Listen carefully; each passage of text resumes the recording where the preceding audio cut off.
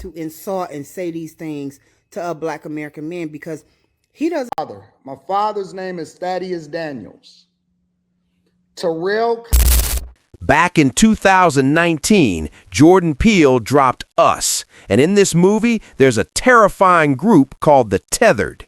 These guys, they're clones of Americans living above ground, created by some mysterious government agency as a failed experiment to control the population, only to be abandoned in dark underground tunnels.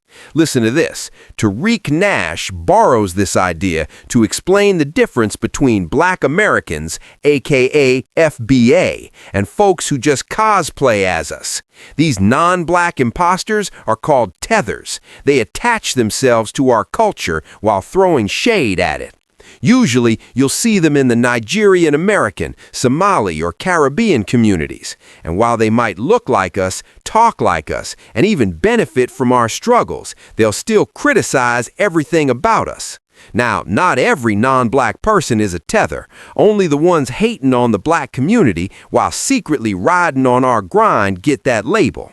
Case in point, Anton Daniels. He's black, but he puts Christian and American identity first. He calls out black dysfunction, which, yes, is real, but he also praises foreign blacks who do better than us, calls our culture trash, and says we have no leaders. This consistent messaging got people asking, wait, where's he really from? Caribbean? Nigerian? And that's when the speculation started digging into his past.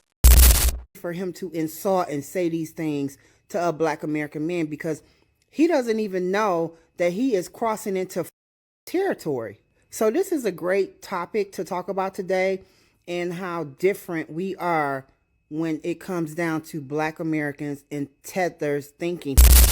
So, in this clip, she's basically saying, hold up, Anton Daniels isn't really a black American, not FBA, and she points to the way he talks as proof. And you won't believe this, Anton Daniels got tired of being boxed into this framework. The other day, he decided to flip the script and prove people wrong. And guess what? He did it in a way that caught everyone's attention. My father's name is Thaddeus Daniels. Terrell County Hospital, Dawson, Georgia. All right? His father is Aurelius Daniels, truck driver. Age at the time of birth, 24, colored. Date filed 12/30/1957 in the state of Georgia in the county of Terrell. All right? Oak Street, Terrell County, Georgia, December 16th, 1957. This is my father's birth certificate. Mary Jean Hayes. Mary Jean Hayes, all right? So let's do this.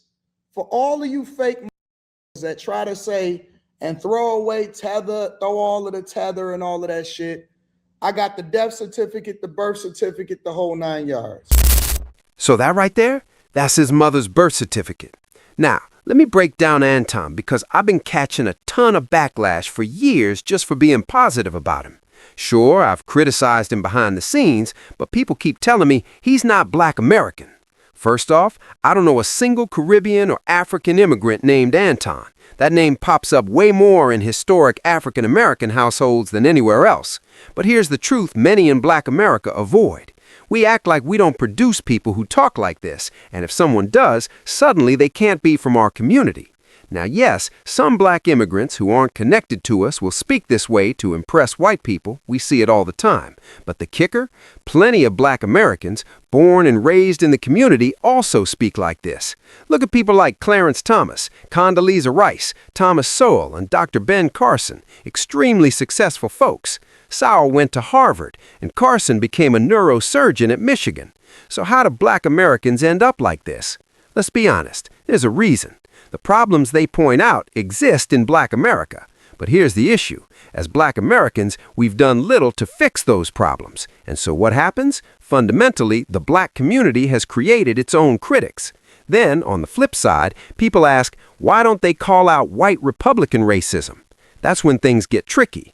People like Brandon Tatum get slammed for being extreme, even though he's faced real racism from the right. But as I said, that doesn't excuse how they talk about the black community. These guys are successful, some in interracial marriages, yet the real question remains, what drives them to speak and act the way they do? And look, anyone will run from something that's clearly problematic. In black American communities, there's no shortage of issues that are honestly messy. So Anton Daniels, he's not the first person like this. What he represents has been happening in black communities on the right for years. And here's the truth. Everyone criticizing black America isn't just doing it because they're Nigerian or Haitian. The problem is, when we lean too hard on that framework, we're just sweeping our own issues under the rug. And I noticed the same thing in Africa. If you criticize something bad happening there, people say, why only talk about the bad? Why not mention the good? Sure, celebrating the good is important, but the problem is when people focus only on the bad and aren't fair or balanced. And honestly, someone like Anton Daniels, in my view, he's not fair, not balanced, not right. But here's the kicker. Talking about black dysfunction alone gets you nowhere. The reality is, many black people don't want to face today's problems. We avoid them. And that's exactly how people like Anton thrive. They create a business off our dysfunction.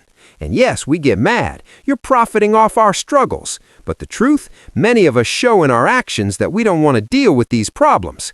Case in point, I spoke to my homeboy the other day, just got out of prison. We hadn't talked in over 20 years. Grew up together in Grant High, North Avenue Elementary, all that.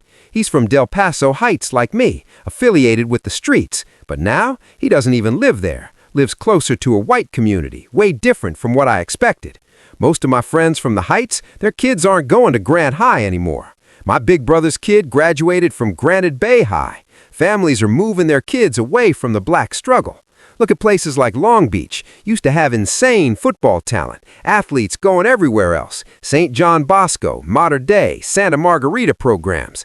Even Verbum Dei, one of the only Jesuit schools in the ghetto of Southern California, shut down because nobody wants to go there. And at the same time, people tell their kids, don't go deal with those N-words over there, right? So we avoid the problems, many of us, and yet the problems are still there. Anyone talking about them is labeled a sellout. But the reality, those issues won't change until the black community decides to actually fix them. And let's be real, it's hard to get people to work on their issues when they don't want to face them. Because the truth is, most of us don't even want to live around each other, let alone come together, sacrifice, or invest in the communities we claim to care about. We've got low trust, low patience, and hardly any willingness to support each other. We don't have time, and we don't expect anyone to have time for us. So when someone steps up and exposes a problem, suddenly people say they're not from our community. But guess what? That person could very well be from your community, because all black communities operate like this. Africans talk the same way about their own people. You think what Anton Daniels is saying is harsh? I dare you to talk to Nigerians and hear how they speak about each other. I've got Nigerian friends. One of my big bros lived in the UK, now in Atlanta. Another begged me not to go to Nigeria. Don't go out there. Don't meet any Africans. Even though they love and care about you, they'll tell you not to go. That's because accountability is often missing in the black world. So we've got to stop hiding behind the excuse that someone's a hater or a bad person. True, some people are negative, but if we don't fix the problems in our own communities, nothing changes. Take my brother George Min from Urban Nerds. He takes kids all across the country to colleges, but getting people to support that work, hardly anyone steps up. It takes effort to build businesses, programs, and educational opportunities in black communities. You can't just sit around talking about what the white man is doing. You have to do the groundwork, and many of us don't want to do that. So then, when someone criticizes us, we ask, where are they from? And sometimes they show you, here's where my mom and family are from, proving that accountability starts at home. Then what happens? Oh, he's a sellout. Wait, hold up. Maybe that's true, maybe it's not. But here's the real reason people feel that way. We've confirmed a lot of what these guys are saying just by how we act. When we make some money, we move away. Sure, we might roll through the hood for the black church, grab some soul food, hit Connie's drive-in, and then we're gone. Ain't nobody got time to stay. Good to see you. Peace out. We're out. And that, my friends, is why the narrative sticks. So what do you think? It's your boy Jackson back at it again with another episode of Celebrity Drunk. Appreciate all you do, Celebrity Belle. We're out.